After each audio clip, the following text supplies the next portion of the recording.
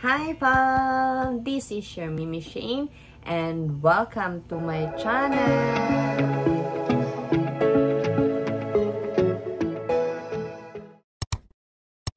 For today's video, pag-uusapan na po natin kung bakit nga ba hindi nakiklaim yung 2 hours na crown seat sa Popo task natin.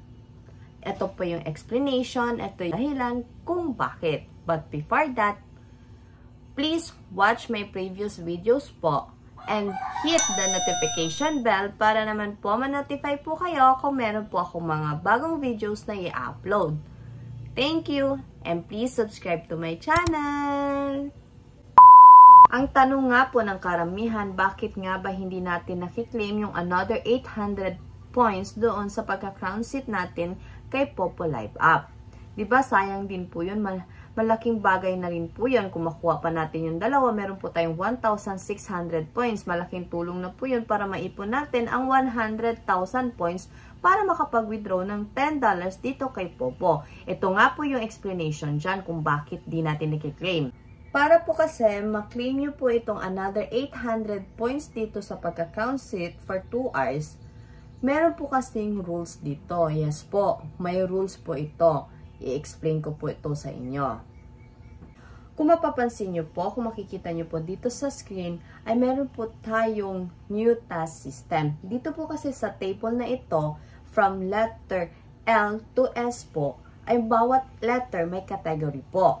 Bago po kasi ibigay ni Popo, or bago natin makuha yung another 800 points sa pagka-crown seat natin, na tasking ng mga babae, ay kailangan po daw muna natin ma-reach or malagyan ng gift yung task box natin or makatanggap po tayo ng gift na worth 150,000 points within 7 days lang po daw. Ayun na nga po. Yun po yung explanation doon kung paano makukuha yung another 800 points doon sa seat on the crown seat. At kung dahilan kung bakit di natin siya nakiklaim. Kahit po nakaupo na po tayo or nagawa natin yung crown seat tasking for 2 hours. Okay? Kung mapapansin nyo po kasi dito sa task table ni Popo, pataas ng pataas po kasi ang kailangan mong points na dapat i-reach. So, ang main point lang po talaga dito ay kailangan nyo lang po ma-reach yung points bago nyo po ma-claim yung another 800 points dito sa tasking na seat on the crown seat. So, thank you for watching. Sana po may natutunan po kayo sa video kong ito. And see you on my next vlog. Thank you so much. Bye-bye!